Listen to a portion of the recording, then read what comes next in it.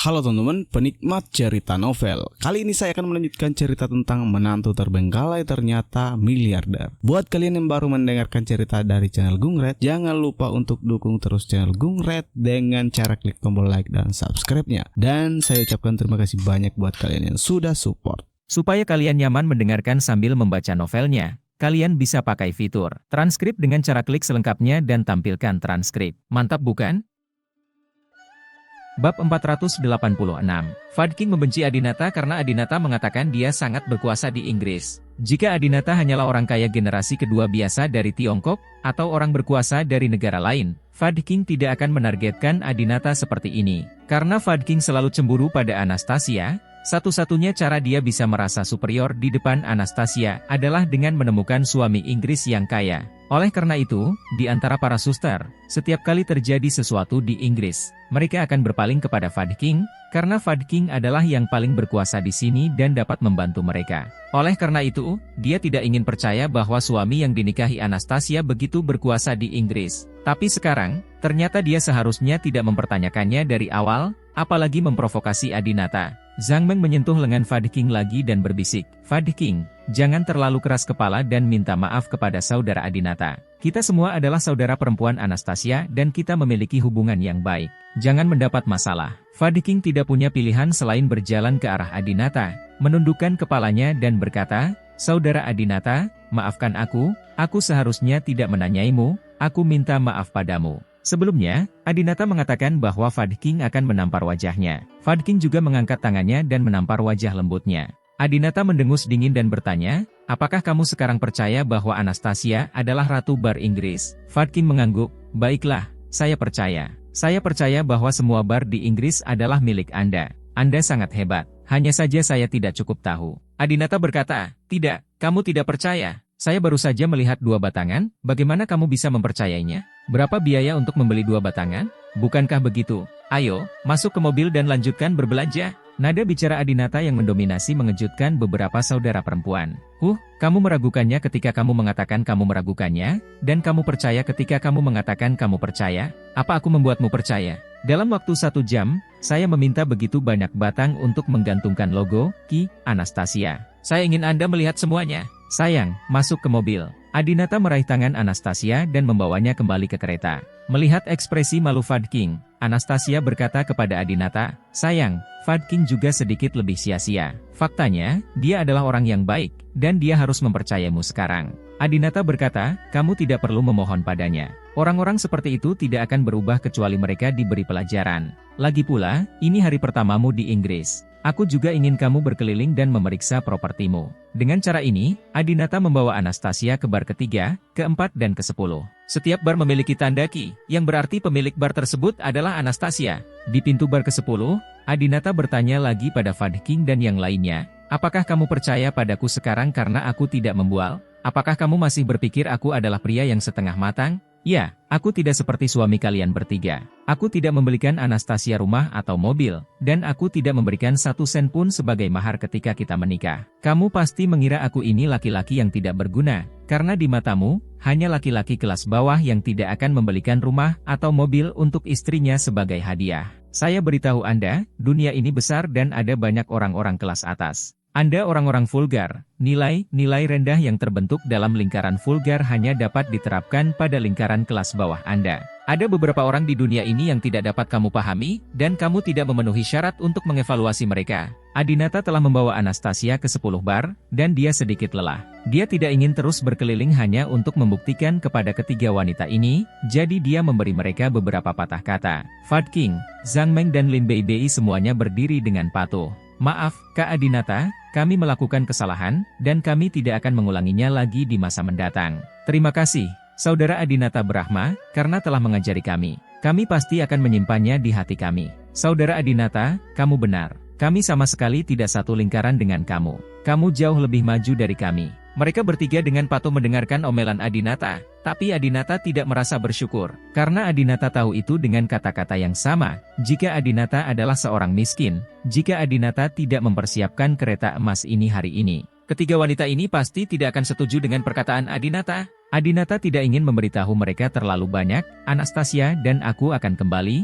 jadi jangan ikuti kami." Saat ini, Zhang Meng berkata, "Saudara Adinata, Saudari Anastasia, kami akan tinggal di Inggris selama beberapa hari. Jika Anda punya waktu, bisakah Anda keluar dan makan bersama kami?" Anastasia tidak ingin mengakhiri hubungannya dengan teman-teman sekelasnya di kampus karena kejadian hari ini, dan berkata, "Biarkan aku memeriksa waktunya. Jika aku tidak sibuk, aku akan keluar untuk mencarimu." "Ya, baiklah, Saudari Anastasia, sampai jumpa nanti." "Sampai jumpa, Saudara Adinata, Saudara perempuan Anastasia." Saat ini, waktu sudah menunjukkan pukul 1 pagi di Tiongkok. Di ibu kota, di dalam rumah keluarga Sakti. Jelita baru saja selesai melayani Manson ketika dia mendengar sesuatu bergerak ke bawah. Beberapa wanita kaya yang memiliki hubungan baik dengan Charlister tiba-tiba datang menemuinya di tengah malam. Jelita kembali mengenakan pakaian dan riasan cantik. Manson memandang Jelita yang membungkuk untuk mengaplikasikan lipstik, dan berkata dengan senyum puas, "Jia Juan, kamu adalah wanita yang luar biasa. Tidak heran Adinata sangat mencintaimu sebelumnya. Sejujurnya, aku sedikit jatuh cinta padamu sekarang." Jelita sangat senang, "Benarkah? Kalau begitu kamu bisa menikah denganku untuk menjadi istrimu, oke?" Jelita meletakkan lipstiknya, berjalan ke arah Manson, menjabat lengannya dan bertingkah genit. Manson tertawa dan berkata, "Ingin kamu menjadi istriku? Jelita, bagaimana menurutmu?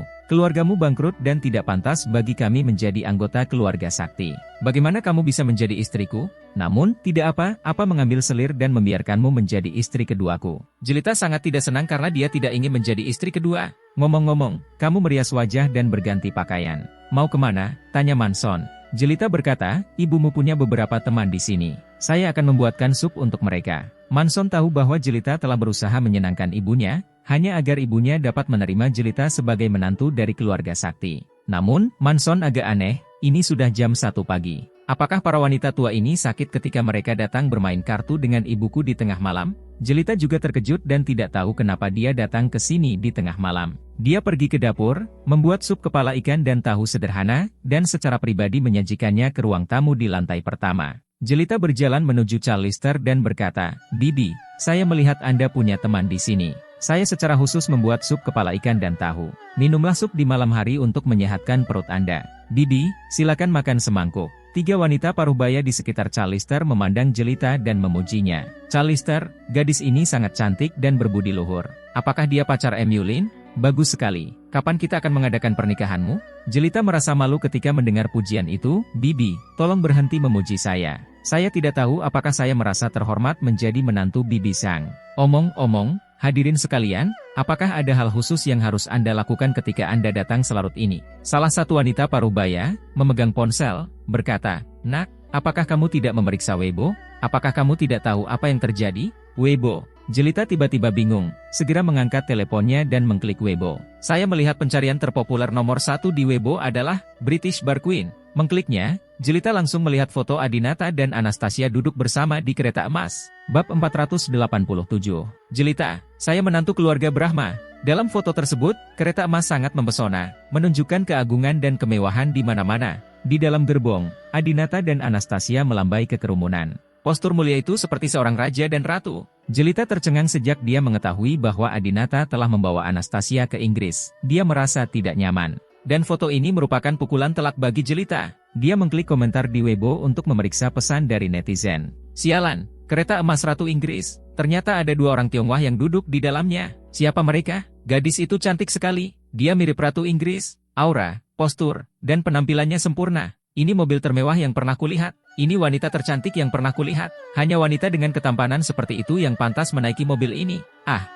Kalau aku bisa duduk bersamamu sekali saja, aku akan mati. Beruntung sekali gadis ini, aku juga ingin menjadi istri pria tampan itu." Hati Jelita berdarah saat membaca komentar. Dari segi penampilan, dia sama sekali tidak kalah dengan Anastasia, dan dia 2 tahun lebih muda dari Anastasia. Jika Jelita duduk di atasnya, gambarnya akan sangat sempurna. Ketika saatnya tiba, yang akan dipuji dan dicemburui oleh netizen adalah Jelita, bukan Anastasia. "Seharusnya aku menaiki kereta emas Ratu." Jelita sangat menyesal. Untuk sesaat, dia teringat ketika dia dan Adinata baru saja menikah lagi. Dia berbicara dengan Adinata tentang pergi ke Inggris untuk bertemu keluarga Adinata. Adinata sangat menyayanginya saat itu dan mengatakan kepadanya bahwa ketika dia tiba di Inggris, dia akan menyambutnya dengan cara yang termegah dan membuatnya tak terlupakan selama sisa hidupnya. Jelita juga bertanya dengan rasa ingin tahu metode apa itu, tapi Adinata masih sangat misterius dan menolak memberitahunya. mengatakan bahwa dia akan memberinya kejutan ketika saatnya tiba.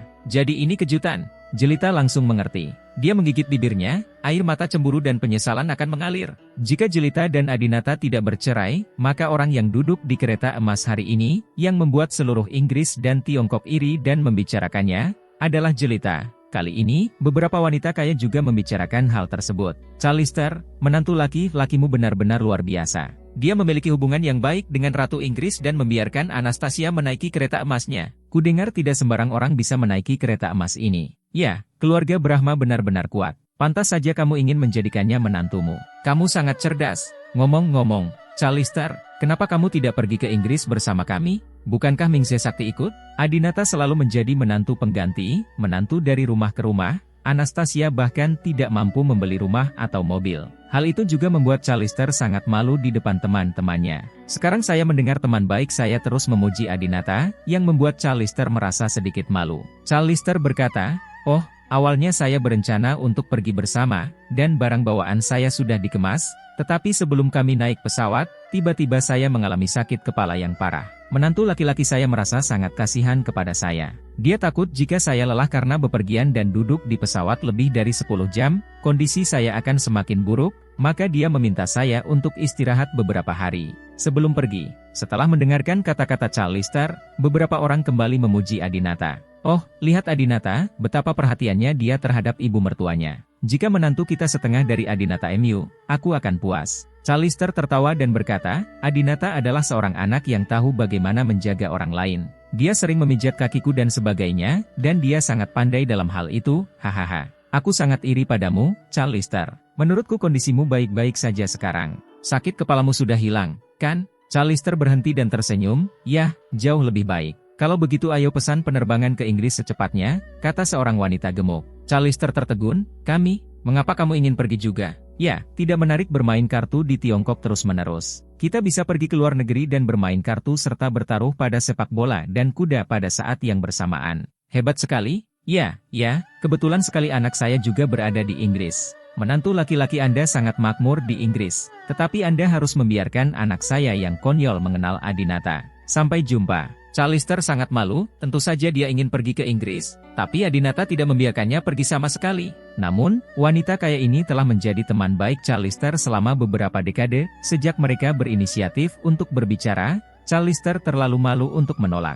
"Baiklah, ayo pesan tiket pesawat dan berangkat ke sana bersama-sama." Setelah mengatakan itu, Charlister memandang Jelita dan memperingatkan, "Jia Juan, aku akan ke Inggris dalam 2 hari ke depan. Kamu bisa menjaga Emulin dengan baik di rumah, tahu?" Namun, kata-kata Charlister tidak sampai ke telinga Jelita.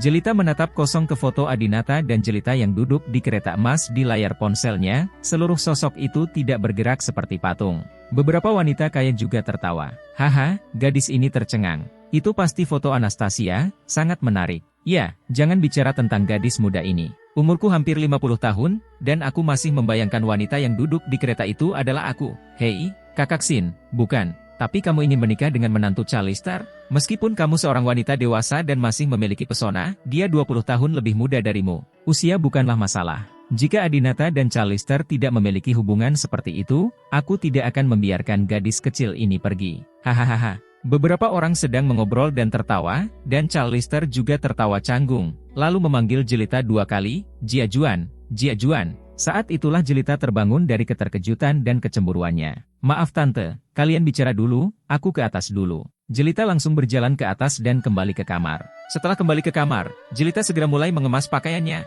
Manson terkejut saat melihatnya. "Jelita, untuk apa kamu mengemasi barang bawaanmu? Apakah kamu akan kembali ke kampung halamanmu di Aurous Halls?" Jelita berkata, "Saya ingin pergi ke Inggris." Manson kaget dan berkata, "Apa? Kenapa kamu pergi ke Inggris?" Jelita dengan marah melemparkan pakaiannya ke dalam koper dan berkata dengan keras, "Saya ingin pergi mencari Adinata. Saya ingin pergi mencari kakek Adinata. Saya adalah menantu dari keluarga Brahma, dan saya sedang duduk di dalam kereta emas hari ini. Seharusnya aku, Jelita, bukan Anastasia." Manson juga baru saja membaca Weibo dan tertawa terbahak-bahak. "Jelita, apakah kamu gila? Apakah kamu masih berfantasi menjadi istri Adinata? Kami telah melahirkan anak, menurutmu apakah Adinata mungkin menerimamu lagi? Lagi pula, adikku akan mengalahkanmu sepenuhnya dalam segala aspek, jadi jangan pernah berpikir untuk berdebat denganku." Jelita menjadi marah ketika memikirkan kejadian sebelumnya. Dia mengambil sepotong celana dalam dan melemparkannya ke wajah Manson. "Brengsek, ini semua salahmu. Jika kamu tidak merayuku sejak awal, Adinata dan aku tidak akan pernah bercerai. Jika kamu tidak datang kepadaku, kedua anak ini akan menjadi milik Adinata." "Manson, kamu bajingan." Bab 488.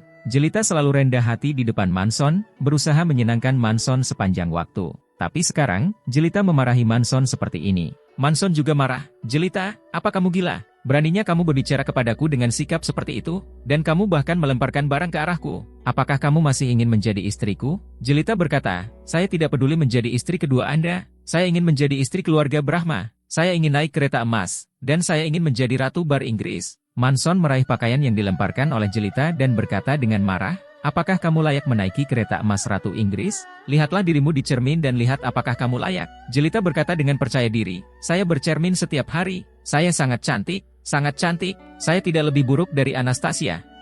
Aku telah melahirkan seorang putra untuk Adinata, dan Anastasia melahirkan seorang putri. Saya harus pergi ke Inggris untuk mencari kakek Adinata dan meminta penjelasan."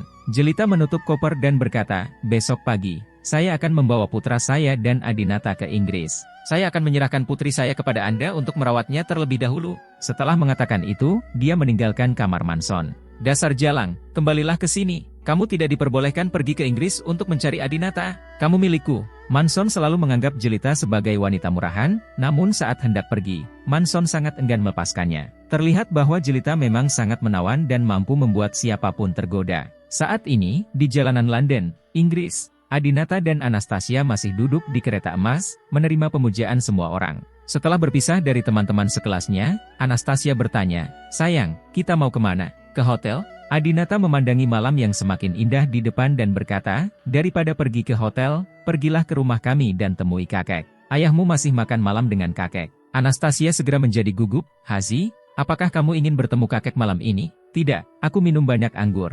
Jika aku pergi menemui kakek seperti ini, dia pasti mengira aku bukan gadis yang baik. Suamiku, aku gugup dan takut. Bisakah kita bertemu lagi besok pagi?" Adinata tersenyum, menantu perempuan yang jelek juga ingin bertemu dengan mertuanya. "Selain itu, kamu sangat cantik, apa yang kamu takutkan? Kakekku adalah orang yang sangat baik dan berpikiran terbuka." "Itu oke, minum sedikit. Kakakku bisa minum."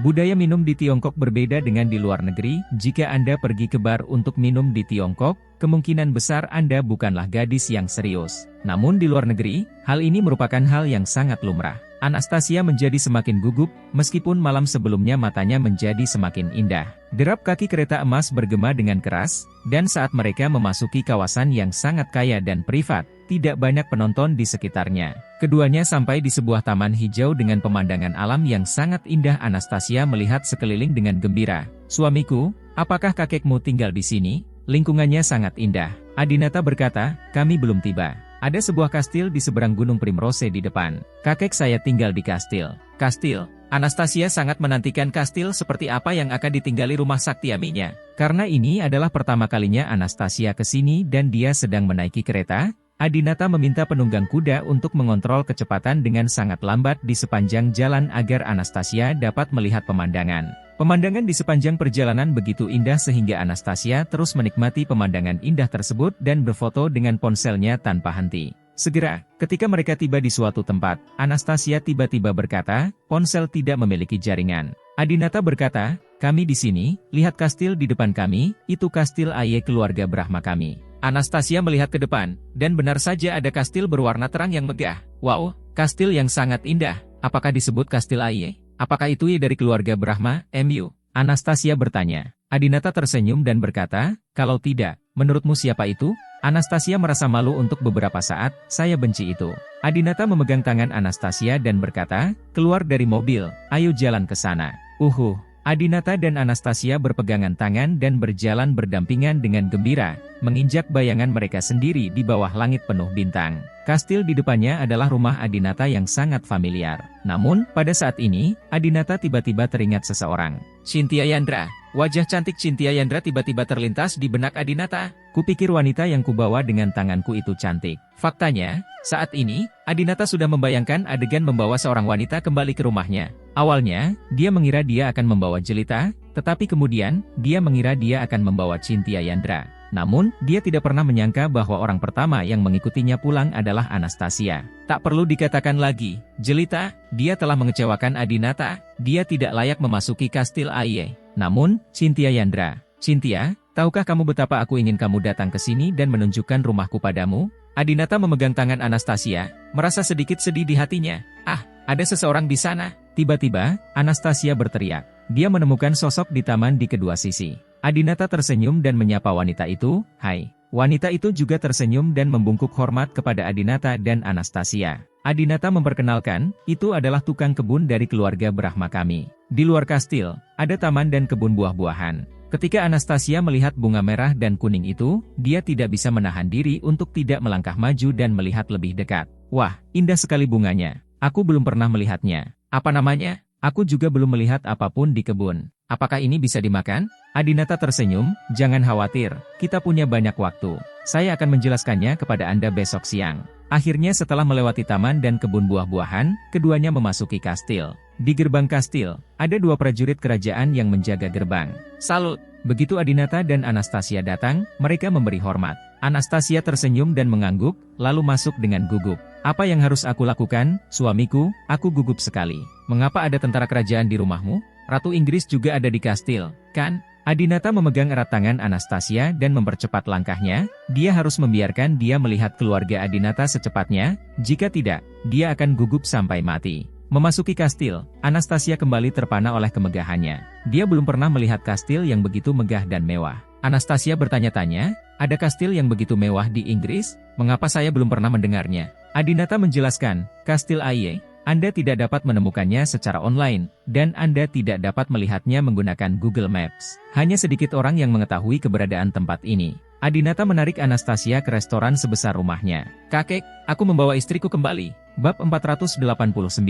Adinata membawa Anastasia ke restoran di Kastil Aie. Restoran ini sangat besar dan terbuka, apalagi pencahayaannya sangat istimewa, dilihat dari kejauhan, terlihat seperti adegan film yang difilter. Lampu-lampu di restoran ini juga sangat unik, terlihat seperti lampu kastil di masa lalu, tetapi jika Anda perhatikan lebih dekat, Anda akan menemukan bahwa lampu-lampu itu sangat berteknologi tinggi. Meja makannya juga sangat besar. Kakek Adinata, Ibu Adinata, kakak tertua Adinata, kakak ipar, dan bibi Adinata, serta Mingse Sakti dan Sisi, semuanya duduk di meja makan. Makanan di atas meja juga mempesona, dengan segalanya, semua warna, rasa dan rasa. Di era ini, meski yang tinggal di kastil bukanlah pangeran atau putri, mereka pasti menikmati perlakuan seperti pangeran dan putri. Ketika Chonghai Brahma melihat Adinata, dia berdiri dari tempat duduknya dengan gembira dan berjalan menuju Adinata dengan penuh semangat. Chonghai Brahma terus menepuk tubuh Adinata dengan kedua tangannya dan bertanya dengan prihatin, Adinata, apakah matamu baik-baik saja? Adinata berkata, tidak apa-apa, kakek. Chonghai Brahma menghela nafas, anakku, kamu sudah lebih dari 3 tahun tidak pulang. Selama 3 tahun ini, kamu menderita di luar, tetapi kakek percaya bahwa kamu pasti sudah dewasa. Adinata tersenyum dan mengangguk, lalu berjalan menuju ibunya dan memeluknya. Bu, Ibu Adinata adalah seorang wanita dengan temperamen yang sangat mulia, dia mengenakan pakaian yang elegan dan menepuk bahu Adinata, ibu sangat merindukanmu. Menurut aturan keluarga Brahma, orang tua tidak diperbolehkan menemui putranya secara diam-diam saat putranya sedang berlatih. Oleh karena itu, Ibu Adinata tidak bertemu Adinata selama lebih dari 3 tahun. Setelah memeluk ibunya beberapa saat, Adinata kembali menyapa Tian Brahma dan Zhong Yaomei. Kakak, ipar perempuan. Tian Brahma memandang Adinata dan tersenyum bahagia. Saudara ketiga, selamat datang di rumah, pengalaman bisnis, bagus sekali, terima kasih. Adinata menatap bibinya lagi, Bibi, kamu di sini juga. Bibi Adinata adalah seorang wanita terawat dengan aura bangsawan. Dia tersenyum dan berkata, kamu akan kembali hari ini. Di hari yang begitu penting, aku harus datang dan menemuimu. Adinata tersenyum dan memperkenalkan Anastasia kepada keluarganya, kakek, ibu, bibi, izinkan saya memperkenalkan kepada Anda. Ini Anastasia, istri saya. Anastasia sangat gugup saat ini. Dia datang ke restoran mewah dan klasik ini dan melihat orang-orang di keluarga Brahma. Semua orang anggun dan mewah, dan pakaian mereka semua terlihat mewah. Ini semakin membuatnya terkesan. Ketegangan. Anastasia dengan cepat membungkuk hormat kepada keluarga Adinata. Halo kakek, halo ibu, halo bibi, kakak laki-laki tertua, kakak ipar, halo untukmu. Melihat ekspresi gugup Anastasia, Chonghai Brahma berkata sambil tersenyum, Anastasia, kita semua adalah satu keluarga, tidak perlu ditahan, cukup duduk dan makan. Tian Brahmadao, ya, Anastasia, kakek dan ibu sangat santai. Saya mendengar dari paman bahwa kamu baru saja minum di bar, dan kami juga minum. Ayo, kita berkumpul. Mingse Sakti merasa sedikit malu dan langsung berteriak pada Anastasia. Anastasia, kamu sangat tidak tahu malu. Ini hari pertama kamu datang ke rumah Saktiamimu hari ini, dan kamu benar-benar pergi minum dengan teman sekelasmu. Tidak ada prioritas. Mana yang lebih penting, teman sekelasmu atau kakekmu? Seorang gadis datang dengan bau alkohol. Keterlaluan sekali. Mohon maaf. Melihat ini, Ibu Adinata buru-buru datang, memegang tangan Anastasia dengan hangat, dan berkata, "Anakku, tidak perlu meminta maaf. Mertua, apa yang kamu katakan terlalu asing. Kami adalah keluarga. Mengapa kita harus peduli dengan hal ini?" Chonghai Brahma juga berkata, "Ya, Mingze, semua wanita di keluarga Brahma kita minum, itu bukan masalah besar. Ayo, Anastasia, duduklah, beritahu kami apa yang ingin kamu makan, dan aku akan memberitahu dapur untuk membuatnya." Anastasia dituntun ke tempat duduk oleh Adinata dan duduk. Melihat meja besar berisi makanan mewah di meja makan, dia berkata, "Jangan repot-repot, ada begitu banyak hidangan, aku bahkan tidak tahu yang mana satu lebih baik." Melihat Anastasia duduk, Mingse Sakti segera berkata, "Anastasia, kamu benar-benar ingin makan, kamu bodoh. Pergi dan tuangkan anggur untuk kakekmu, ibumu, bibi, kakak laki-laki dan ipar perempuanmu dulu." Oh, Anastasia segera berdiri dan mendatangi Chonghai Brahma untuk menuangkan anggur. Adinata berkata kepada Mingse Sakti, "Ayah, kamu tidak perlu terlalu bersemangat. Keluargaku sangat santai dan tidak banyak aturan." Adinata tahu bahwa Mingse Sakti tidak pernah memarahi Anastasia seperti ini di rumah, dia jarang berbicara di rumah. Jika benar, maka Chalisterlah yang mengatakannya. Terlihat ayah mertuanya sedikit gugup saat datang ke rumah Adinata. Anastasia sangat patuh dan menuangkan anggur untuk kakek, ibu, bibi, kakak laki-laki dan ipar perempuannya. Bibi Adinata terus menatap Anastasia dan memuji, "Namamu Anastasia, kan? Dia sangat baik.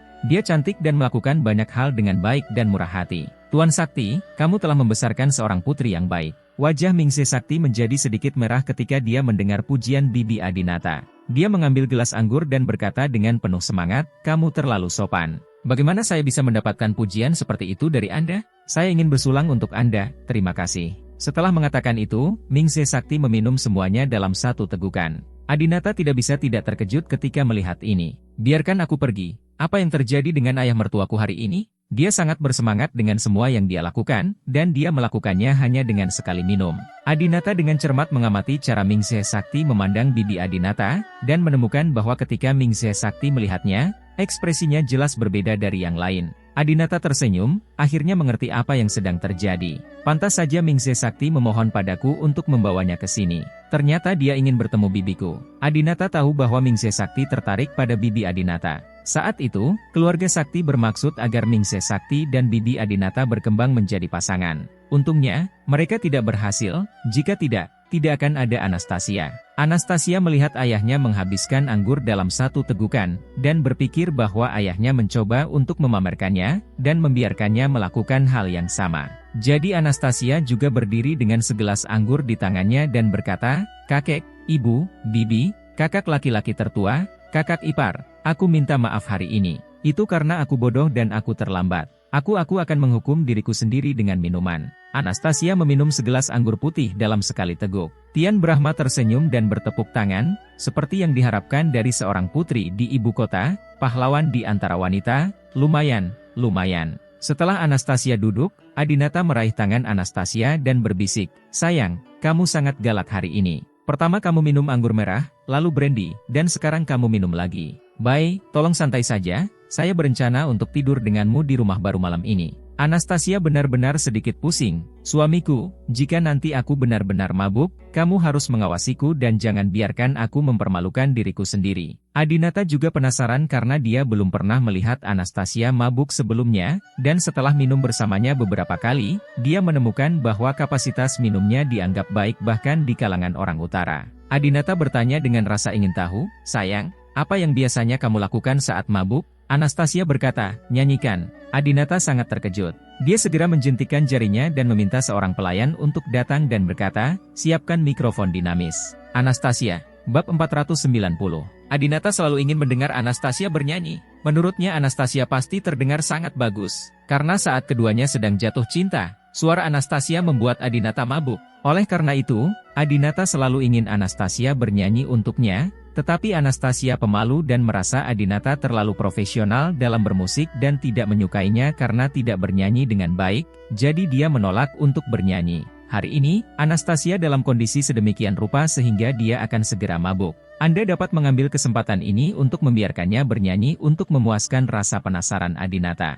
Di meja makan, Chonghai Brahma memandang Anastasia dan berkata dengan nada meminta maaf. Anastasia, aku tahu segalanya tentangmu dan Adinata. Saat itu semua adalah kesalahan Chuan Brahma sehingga dia menculikmu ke medan perang Surya dan membuatmu dan Adinata melakukan hal semacam itu di ruangan kecil yang gelap. Saya minta maaf kepada Anda atas nama Chuan Brahma. Saya harap Anda bisa memaafkannya. Chonghai Brahma mengambil gelas wine tersebut, dengan statusnya yang tinggi, ia justru berinisiatif meminta maaf kepada cucu mertuanya. Anastasia juga dengan cepat menuangkan lebih banyak anggur, mengambil gelas anggur dan berkata, "Kakek, saya sudah lama melupakan kejadian itu." Mingse Sakti juga berkata dengan cepat, "Tuan Brahma, apa yang Anda katakan serius?"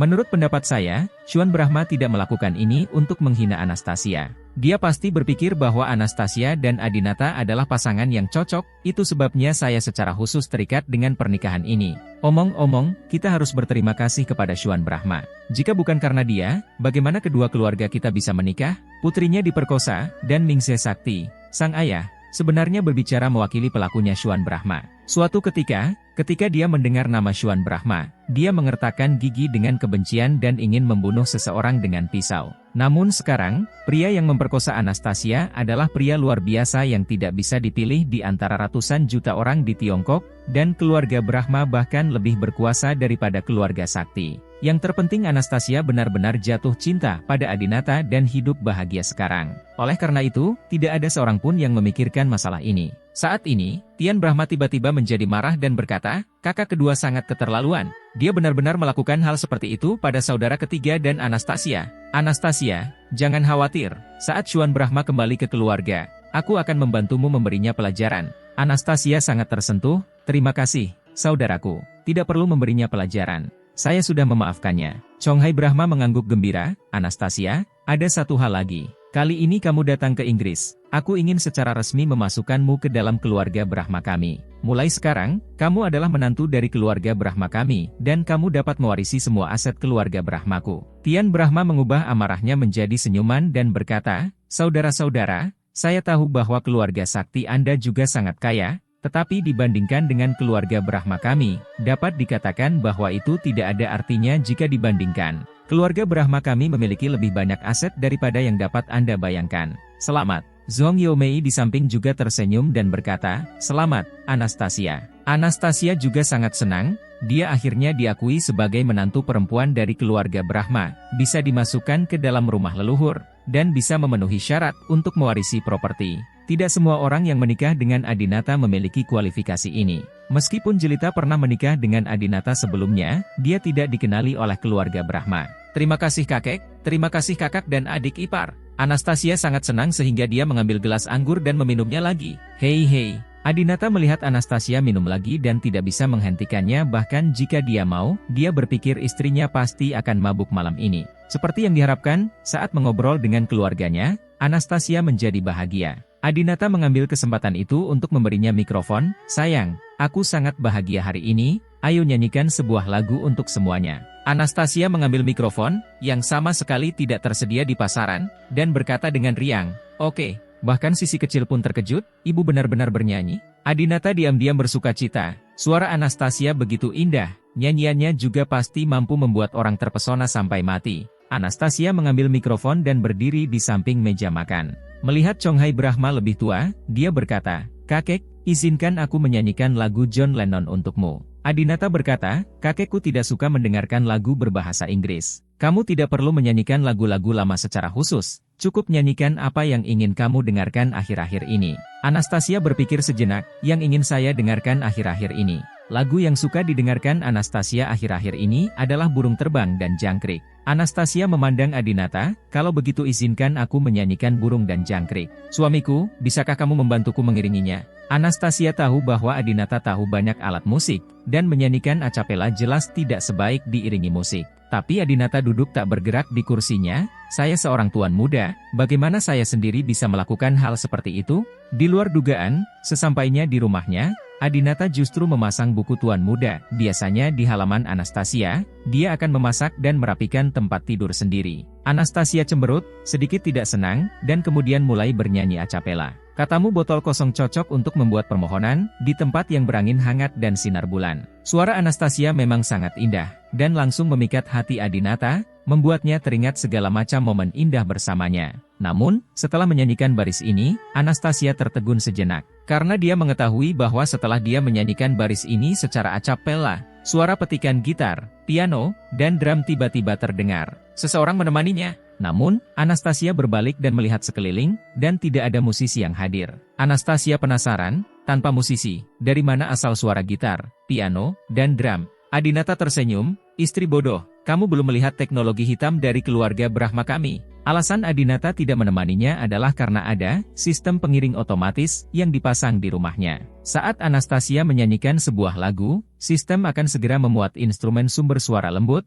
mengidentifikasi kunci dan gaya lagu, serta mengiringinya. Tak hanya itu, vokal yang dibawakan Anastasia juga sekaligus dimodifikasi dan ditambahkan berbagai efek. Teknologi hitam ini kini dimiliki secara eksklusif oleh keluarga Brahma. Jika keluarga Brahma memaparkan teknologi ini ke pasar, maka 80% penata dan pencampur di dunia akan menghadapi pengangguran. Kamu terbang dengan bangga, musim panas tempat aku tinggal. Pernyataan tidak terdengar, diulangi selama bertahun-tahun. Pikiran tentang garis lintang utara terhempas oleh angin muson. Suara Anastasia memang sangat bagus, ditambah dengan software teknologi hitam, Million Tuner, suaranya sebagus CD aslinya.